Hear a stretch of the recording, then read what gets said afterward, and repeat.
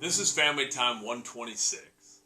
We're talking about grit and growth mindset. This falls under our self-awareness, social-emotional learning competency, because it's really about developing self-confidence and self-efficacy. About understanding we already have the ability to learn and grow and to meet challenges. There's a lot of information about grit and growth mindset out there. They're kind of buzzwords in education right now. You can find all these different tenets of what comprises grit. There's a lot of information. Many of you have talked about it in class. A lot of information about growth mindset. We're going to talk about those concepts broadly. Really, for me, it's about being tough and doing difficult things. I'm a big believer in being tough. And when I say being tough, that doesn't mean being callous or cold. It doesn't mean trying to impose our will on other people. It doesn't mean trying to be alpha and macho and all those things. That to me is not tough. That's weak.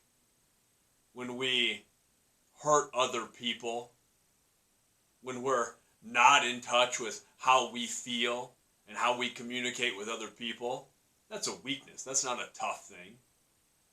It's difficult to be connected to our feelings. It's difficult to empathize with other people. That's why part of the reason I think all of this is important. This social emotional learning is important because it is tough. How many times have we had in class where I'm asking questions about this stuff and we sit and struggle to come up with good answers, to really answer these questions, because it is difficult to examine ourselves and to grow emotionally. So when we talk about grit or being tough, it's the idea of pushing ourselves to do difficult things. And that lends itself to a growth mindset. To recognize that we have faced challenges before and we have bested them. Or at the very least, we have survived them. All of us have experienced challenges. All of us have faced difficult times. But if you're watching this video or we're discussing it in class, we've all made it through. We're all here together right now, having survived every other obstacle that's come our way to this point. It's important for us to recognize the value in that. The value that we have. That there is something inside of us that has let us get through those difficult times. That's what I want you to identify first. I want you to identify a difficult time you've had in your life. Then I want you to consider what attributes, which skills, which character traits, which values you have that lets you get through that thing. Even if you feel like you came out the other end battered and beaten, you came out the other end. And I want to know, more importantly, I want you to know for yourself what things you have that let you get through. That's how you start to build that growth mindset, that resiliency, that toughness, that grit. Is we can identify, you know what, I have faced challenges before. And because I have these skills, because I have these abilities, I was able to make it through. And I learned something because of that challenge. The next thing I want you to consider is the importance of doing difficult things. I think it's so important to do difficult things and to make ourselves uncomfortable. That's how we learn, and that's how we grow. No one learns anything by staying safe, by sheltering yourself and cutting yourself off from new experiences. We're all going to continue to face challenges. You're going to face obstacles. Life will be painful at times. And while I love all of you, I don't wish for any of you a totally easy existence. I don't wish hardship upon you, but I do hope your lives are challenging enough so that you can learn and grow and gain perspective. There is pain in life, no matter what road we take. On one path, the path to our goals and our dreams and all of our hopes, that road is fraught with peril. That road is covered in obstacles. So it will require grit and determination and growth mindset to battle through all of those things. And even if we don't reach our ultimate goal, we will learn and grow from the experience, from the difficult times. But if we don't take that road, if we take the easier road, if we take the road where we're not going to challenge ourselves, we're not going to push ourselves, we're not going to put forth any extra effort, that road is also painful. Because that road comes with all the obstacles of not being successful in however we determine success for ourselves. Whether it's financial instability, whether it's just not feeling good about our career choice or the life that we have, whether it's settling for something that we don't really want to do, that we don't take any pride in. That's also difficult. That also hurts. So one way or another, we're going to face challenges. We're going to struggle at times. I would much rather have all of you struggling toward your dreams, toward your ambitions and your passions, and toward a meaningful life. That's why it's so important to do difficult things now.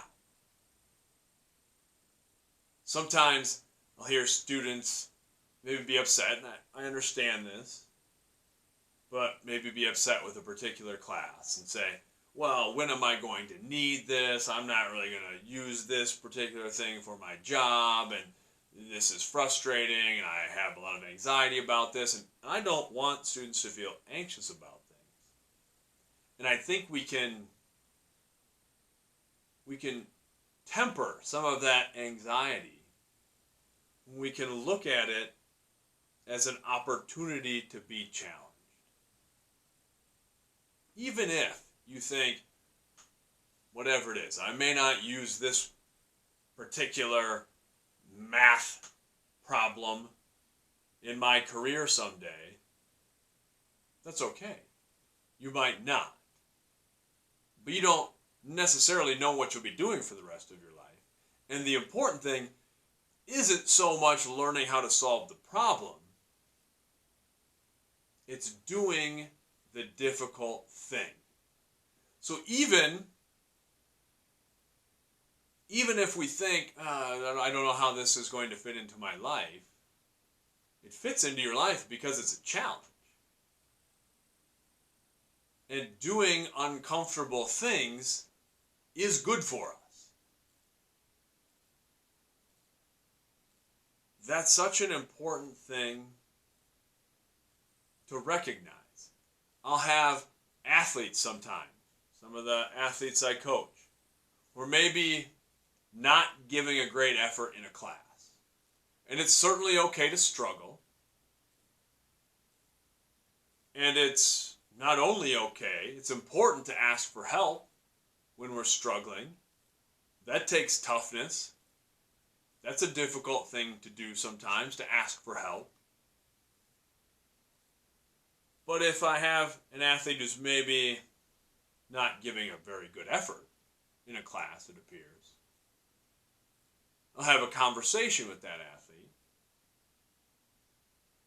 And sometimes athletes think they can not give a good effort in one aspect of their life, maybe in a class, but they'll still be able to give a great effort in something like the sport or something that they are a little more passionate about.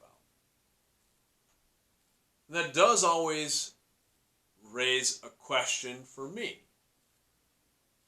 It does make me wonder if I can rely on that athlete in the most challenging situations in a game, in an athletic competition, when things get really hard.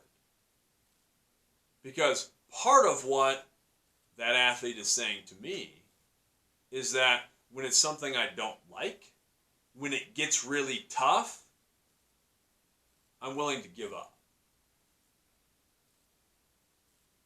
Well, maybe you're working really hard at your sport right now when things aren't the most difficult, but what happens when that pressure is on?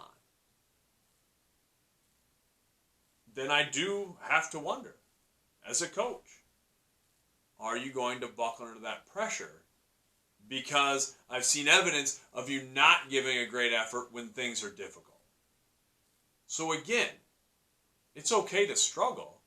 It's okay to be more passionate about one thing than another. That's what I want. I want you to find your likes and your interests and your desires. But I also want you to recognize the merit in doing things that are difficult, in doing things that challenge you individually. Things that are hard for you, whatever that may be. We can help build our grit, our growth mindset, our resiliency by accepting challenges, recognizing that we can get through them, and that we will take something away from those challenges. Until next time, much love.